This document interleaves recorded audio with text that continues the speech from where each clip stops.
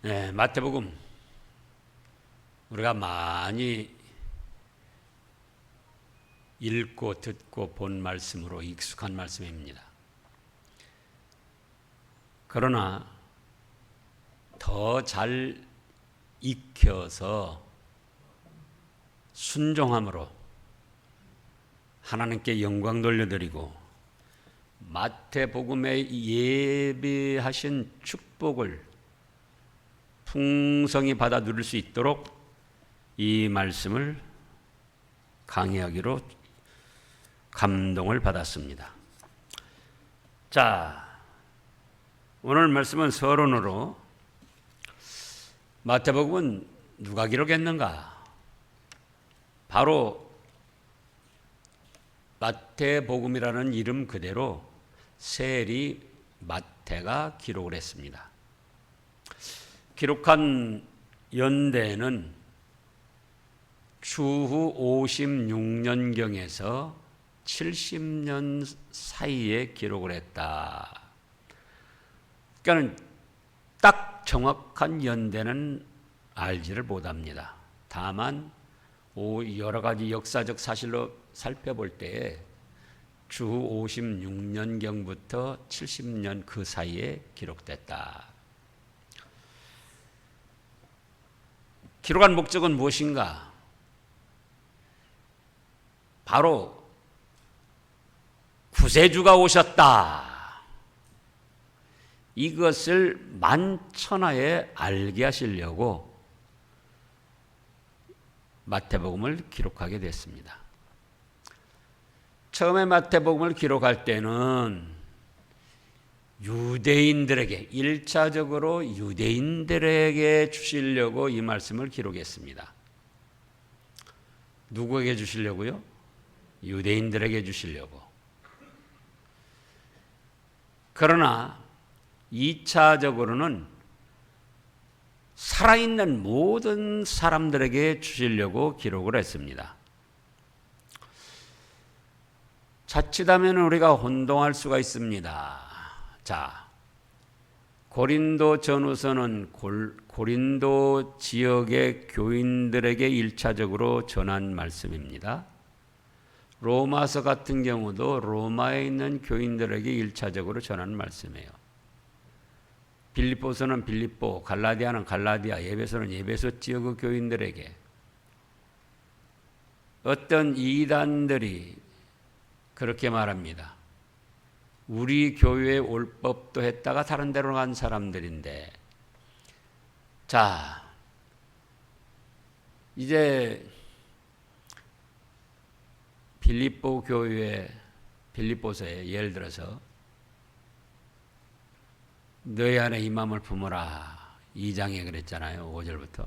곧 그리스도 예수님 마음이다.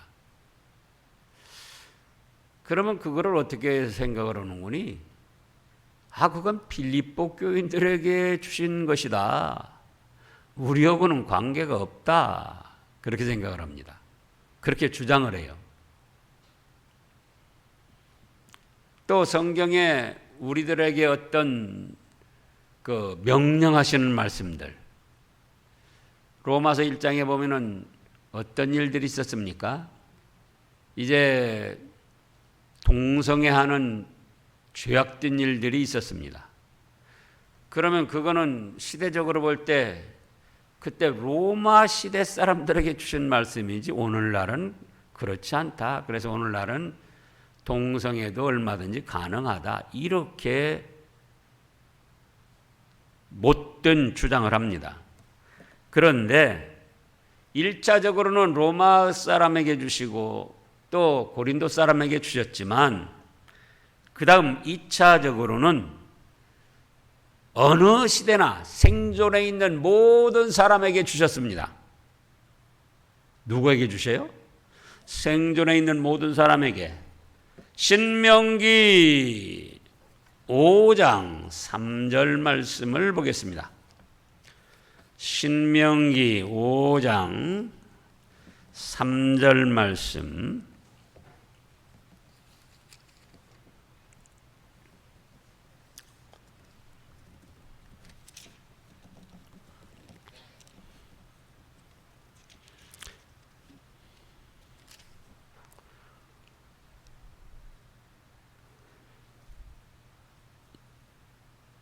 2절부터 보면 우리 하나님 여호와께서 호렙산에서 우리와 언약을 세우셨나니 이 언약은 여호와께서 우리 조상들에게 들과 세우신 것이 아니요 오늘 여기 살아있는 우리 곧 우리와 세우신 것이다. 지금 신명기를 뭐라고 합니까? 두 번째 주신 말씀이라 이렇게 정의를 합니다.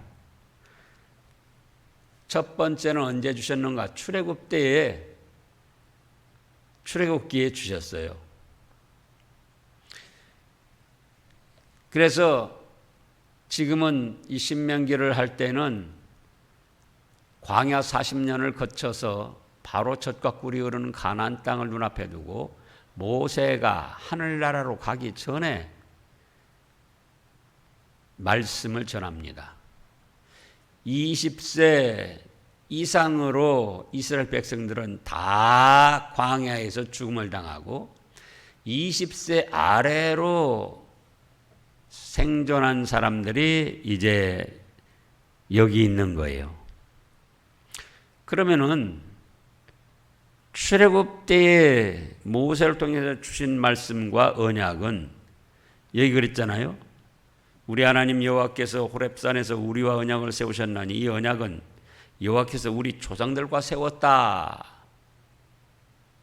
첫 번째 그렇게 했어요. 그런데 그 첫 번째 조상들과 세운 언약을 모세가 다시금 증거하면서 그런데 그 조상들과 세운 것이 아니요. 뭐라고 했습니까? 오늘 여기 살아있는 우리 곧 우리와 세우셨다. 그래서 자칫하면 이단이나 사이비한 사람들은 자기들의 요리한 성경 말씀만 붙들고 사람에게 조금 힘이 들고 어려운 말씀들은 그거는 우리에게 주신 말씀이 아니고 그 뭐 에베소 사람들에게 주신 것이다. 또 갈라디아 사람에게 주신 것이다. 그렇다면 성경을 기록해서 이렇게 우리에게 주실 필요가 있습니까? 없습니까? 없어요. 그래서 이단적으로 사이비적으로 나가는데 성경의 모든 말씀은 누구에게 주셨다고요? 그때 살아있는 사람에게 주셨다. 우리가 예를 들어서 저희가 여기서 50년 후면은 여기 생존해 계신 분이 있을까요? 있어요? 오래 살고 싶으시네. 그러면 70년 후면은 여기 생존해 계신 분들이 없을 거예요. 그러면 우리에게 이 말씀 주시고 70년 우리가 다 세상을 그 다음 세대에는 이 말씀이 아니에요. 언제나 그 시대에 살아있는 사람, 생존해 있는 사람들에게 하나님은 성경 66권 말씀을 주신 거예요. 그래서 이 오늘 말씀의 제목은 뭐냐? 하나님은 말씀대로 이루신다. 제목입니다. 그리고 첫째 대지로 예언 필성 그렇습니다. 예언은 하나님의 말씀의 예언은 필히 꼭 그대로 이루어진다. 그것이 바로 1장 1절 말씀이에요. 아브라함과 다윗의 자손 예수 그리스도 세계라. 그러면 하나님께서는 무엇을 예언하시고 약속하셨습니까? 두 번째 대지로는 바로 메시아를 주시겠다는 거예요. 그래서 여기 말씀을 보면은 예수님은 메시아다. 두 번째 대지입니다. 그러면 메시아란 건 무엇인가? 바로 그리스도라는 뜻이고, 히브리어 메시아가 헬라어 그리스도가 됩니다. 그러면 우리말로 번역하면은, 직역하면은 뭐냐? 구세주라는 뜻입니다. 세상을 구원할 주님이시다. 그렇다고 할 때 무엇에서 구원하시는가? 무엇에서 건져주시는가? 1번으로 수고하고 무거운 짐에서 건져주십니다. 모든 인생들은 각자 인생의 나름대로 수고하고 무거운 짐이 있습니다. 어린아이 유치원생들 보고 물어보라고요. 그들 나름대로 수고하고 무거운 짐이 있고 마음에 부담 있고 압박이 있어요. 돈 많은 회장이나 뭐 대통령은 수고하고 무거운 짐이 없는가? 더 무거운 짐이 많습니다. 노숙자는 그런 무거운 짐이 없는가? 노숙자라 해도 자기 나름대로 짊어지고 있는 짐들이 있어요. 그래서 그 짐들에서 우리를 건져주셔서 쉬게 하시려고 바로 메시아 그리스도가 오셨습니다. 그래서 마태복음 11장을 보면 뭐라고 하셨습니까? 마태복음 11장 18절부터 읽어보세요. 마태복음 11장 28절요. 28절부터 수고하고 무거운 짐진 자들아 다 내게로 오라. 내가 너희를 쉬게 하리라. 나는 마음이 온유하고 겸손하니 나의 멍에를 메고 내게 배워라. 그리하면 너희 마음이 쉼을 얻으리니 이는 내 멍에는 쉽고 내 짐은 가벼움이라시니라. 그래서 수고하고 무거운 짐에서 우리를 쉬게 해주시려고, 그렇게 건져주시려고, 구원해 주시려고 오셨어요. 2번으로는 죄악에서 건져주시려고 오셨습니다. 무엇에서 건져주시려고요? 죄악에서. 우리가 알게 모르게 지은 죄가 얼마나 많이 있습니까? 조상들로부터 물려받은 죄와 그걸 원죄라고 그러죠. 모태에서부터 태어나서 죽을 때까지 저지를 모든 죄. 그런데 그 죄악에서 건져주시려고 오신 거예요. 그 다음에 3번으로는 징벌에서 건져주시려고 오셨습니다. 죄악에는 죄의 값이 따릅니다. 선행에도 선행의 값이 따르지만 죄악에도 반드시 죄악의 값이 따라요. 사람들은 그것을 온전히 믿지 아니하고 그저 현재 내가 죄 짓고도 벌만 안 받으면 그걸로 괜찮을 줄 아는데 그게 아닙니다. 그래서 우리는 알게 모르게 지은 수억만 가지 죄가 있는데 그 죄악에서 건져주시고 그 다음에는 그 죄악에는 뭐가 따라요? 징벌이 따른다. 징벌에서 건져주시려고 이 세상에 오셨어요. 세 번째는 이제 네 번째 네 번째는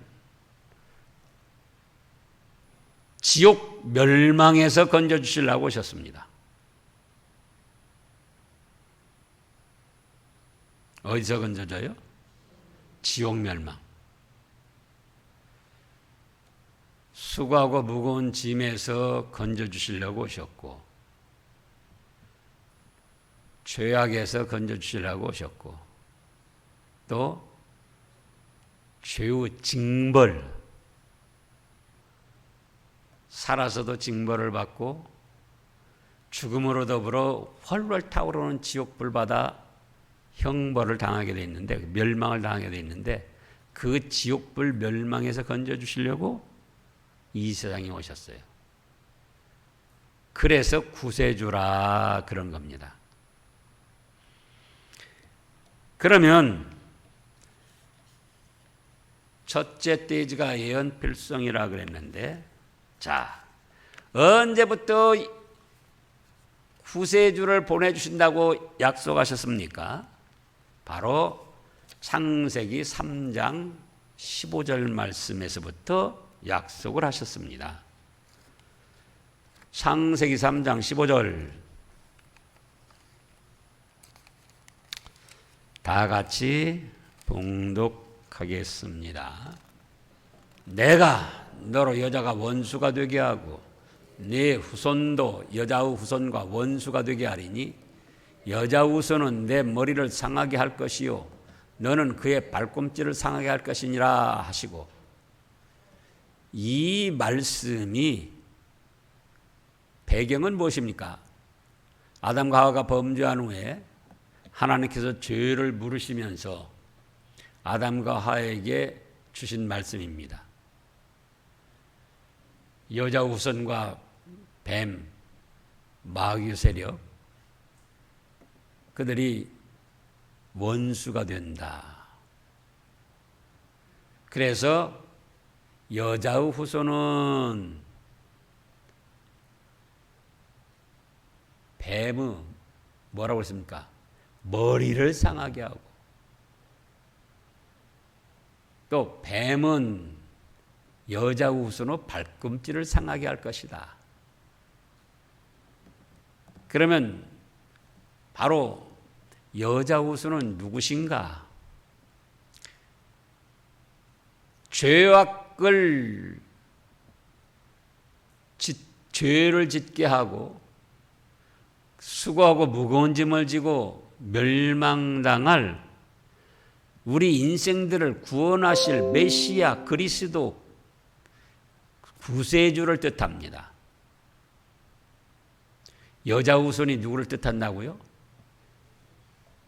그 시대로는 메시아, 신약시대 그리스도, 우리말로 하면 구세주. 그리고 그 여자 후손 예수님이 죄악과 마귀의 세력의 머리통을 깨서 부순다는 거예요.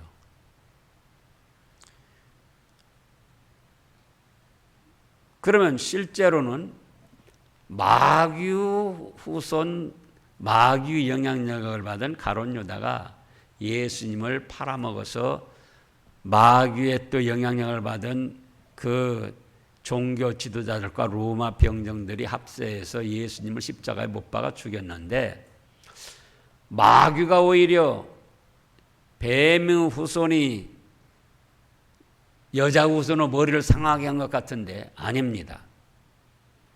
예수님이 십자가에 못 박혀 죽었지만 그로 인해서 우리의 죄값을 대신하시고 우리를 사망과 지옥 형벌에서 건져내셨기 때문에 오히려 승리를 하신 것이고, 여자의 후손으로서 뱀의 머리를 깨 부셔서 승리를 하신 것이고, 여자의 후손이 예수님의 발꿈치를 상하게 한 건 바로 십자가에 못 박아 죽였지만 다시 살아나심으로 예수님의 발꿈치 정도 살짝 상하게 한 것에 지나지 않는다, 그 말씀이에요. 그래서 창세기 3장 15절을 뭐라고 한다고 그랬습니까? 원시복음, 최초의 복음이라고도 합니다. 제가 여러 번 말씀했어요. 이 장로고시나 신학교 입학 시험에 자주 나옵니다. 최초의 복음 또는 원시 복음이 무엇이냐, 어디냐? 그럼 어디예요? 창세기 3장 15절. 그렇게 적으면 합격. 그 다음에 사무엘상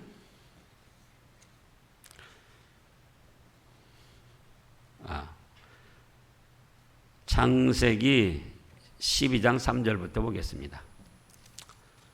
창세기 12장 3절.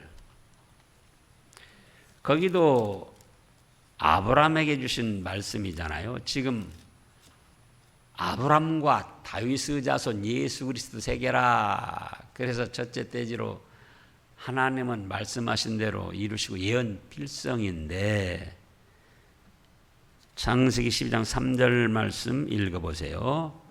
너를 축복하는 자에게는 내가 복을 내리고 너를 저주하는 자에게는 내가 저주하리니 땅의 모든 족속이 너로 말미암아 복을 얻을 것이라 하신지라. 자, 땅의 모든 족속이 너로 말미암아 복을 얻을 것이다.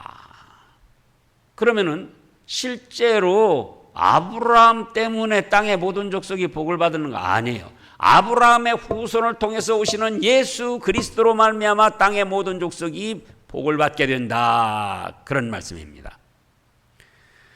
여기서만 이렇게 말씀하셨다면 몰랐을 거예요, 우리가. 그런데 갈라디아서, 신약의 갈라디아서 3장을 보겠습니다.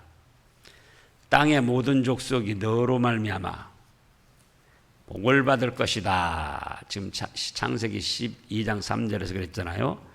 네, 갈라디아서 3장 8절 9절 말씀을 보겠습니다. 또 하나님이 이방을 믿음으로 말미암아 의로 정하실 것을 성경이 미리 알고 먼저 아브라함에게 복음을 전하되 모든 이방인이 너로 말미암아 복을 받으리라 하였느니라. 땅의 모든 족속이나 모든 이방인이나 같은 뜻입니다. 근데 아브라함에게 땅의 모든 족속이 너로 말미암아 복을 얻을 것이다. 그런데 그건 아브라함 때문이가 아니고 아브라함 후손을 통해서 오시는 예수 그리스도 구세주를 통하여 땅의 모든 민족이 복을 받을 것이라 말씀하셨고, 신약에 와서 그 말씀을 근거로 해서 예수님이 구세주이신 것을 증거하셨어요. 그래서 갈라디아서 3장 8절을 다시 보면 또 하나님이 이방을 믿음으로 말미암아 의로 정하실 것을 성경이 미리 알고 먼저 아브라함에게 복음을 전하되 모든 이방인 모든 족속이 너로 말미암아 복을 받으리라 하였느니라. 그러므로 믿음으로 말미암은 자는 뭐예요? 믿음 있는 아브라함과 함께 복을 받는다. 이렇게 말씀을 하셨어요. 그래서 아브라함이 이를 믿으니 하나님이 의로 정하셨다. 또 창세기 15장에 보면 그렇게 말씀을 하셨어요. 그러니까 아브라함도 육신적으로 자기의 어떤 자손들이 번성할 그걸 생각한 것이 아니고 바로 자기 후손을 통해서 오실 예수 그리스도 메시아를 통하여 자기도 죄 용서받고 땅의 모든 족속 이방인들도 복을 받고 천국 생명 영원한 생명을 얻을 것을 그것을 믿었던 거예요. 그래서 아브라함이 그걸 믿을 때 하나님이 뭐라고 하셨어요? 의로 정하셨는데 아브라함뿐만 아니라 아브라함같이 믿으면 누구든지 아브라함과 같은 복을 받는다. 이렇게 말씀하셨습니다. 그래서 예수 그리스도께서는 어쩌다 보니까 태어나신 분이 아니고 창세 때부터 세상을 구원할 주님으로 예정되어 있다가 예언을 하시고 또 그 말씀대로 성취되신 분이다 그거예요. 그 다음에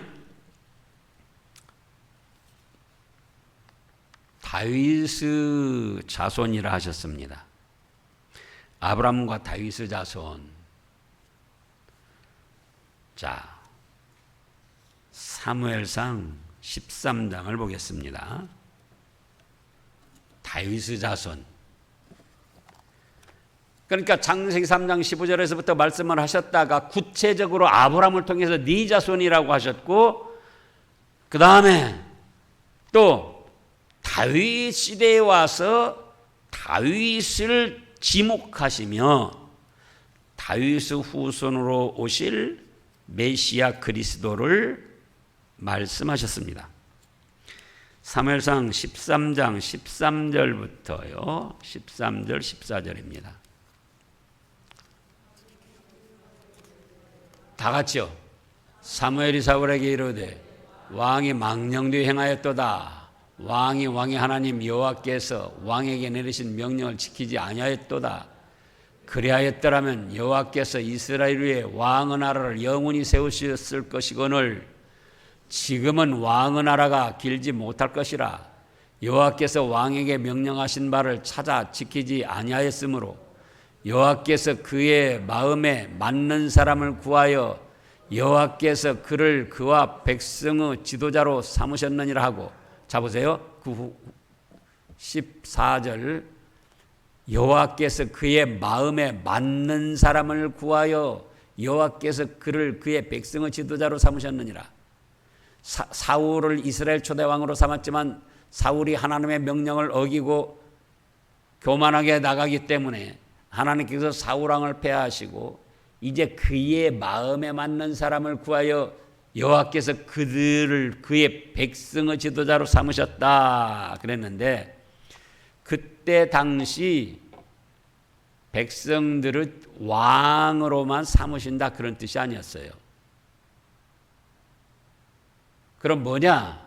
바로 다윗의 후손으로 예수 그리스도 메시아를 탄생케 해서 그로 말미암아 만왕의 왕이 되게 하시고 그의 백성들이 되게 하신다 그런 뜻이었습니다.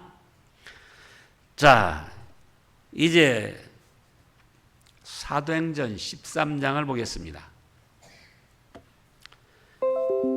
그냥 김성진 목사가 하는 말인가? 성경에 예언하신 대로 다 이루어진 말씀인가? 사도행전 13장 21절부터 보면은요. 그 후에 그들이 왕을 구하거늘. 자, 거기서 19절부터 보자고요. 가나안 땅 7축속을 멸하사 그 땅을 기업으로 주시기까지 약 450년간이라 왕을 세우기 전에 말씀하신 거예요. 그 후에 선지자 사무엘 때에까지 사사를 주셨더니, 그 다음에요, 그 후에 그들이 왕을 구하거늘 하나님이 베냐민 지파 사람 기스 아들 사울을 40년간 주셨다가, 아까 사무엘상 13장에서 사울을 초대왕으로 세웠다가 그가 말을 안 듣고 범죄하고 거역하고 나가니까 마음에 맞는 사람을 세우시겠다고 그랬잖아요. 근데 22절에 패하시고 다윗을 왕으로 세우시고 증언하여 이르시되 내가 이새의 아들 다윗을 만나니 뭐라 했습니까? 내 마음에 맞는 사람이라 내 뜻을 다 이루리라 하시더니, 하나님이 약속하신 대로 이 사람은 후손에서 이스라엘을 위하여 구주를 세우셨으니 곧 누구시다? 곧 예수다. 이렇게 해서 사무엘상 13장에서 말씀하신 하나님의 뜻에 맞는 사람을 세우겠다. 근데 그게 다윗인데, 단순히 그때 당시 다윗을 이스라엘 왕으로 세우신다는 뜻과 함께 다윗의 후손으로 오실 구원의 주님 예수 그리스도를 통하여 하나님의 나라가 영원 무궁하고 그 나라 백성들이 영원 무궁할 것을 말씀하신 것이다. 그래서 하나님의 말씀은 어떻게 된다고요? 그대로 이루어진다. 예언 필성. 그러면 하나님의 말씀은 아브라함에게만 주신 것이 아니고 다윗에게만 주신 것이 아니고 성경 66권 말씀을 살아있는 그 시대 모든 사람에게 주셨는데 바로 성경 66권 말씀은 우리가 이해를 못해도 우리가 깨닫지 못해도 우리에게 은혜가 안 돼도 말씀하신 그대로 1.1 변함없이 이루어진다는 거예요. 지금 예수님과 아브라함과는 몇 년 차이가 있습니까? 2000년. 예수님 탄생하시기 2000년 전에 하신 말씀이지만은 2000년이 지난 다음에 아브라함의 후손을 통해서 예수님을 주셨어요. 그 말씀이 이루어졌고 바로 그 예수님은 메시아, 그리스도, 구세주이시다 그 말씀입니다. 또 다윗하고는 예수님과는 얼마 차이가 나냐? 1000년 차이입니다. 1000년.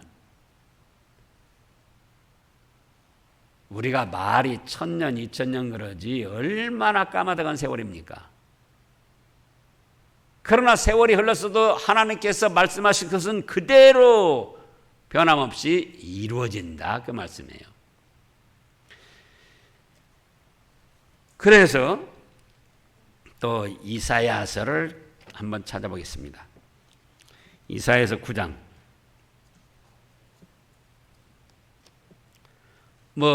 구약에 여러 곳에 말씀하셨는데 그걸 다 찾아볼 시간이 없고 이사야서 9장 6절 7절을 보겠습니다. 6절 7절 다 같이요.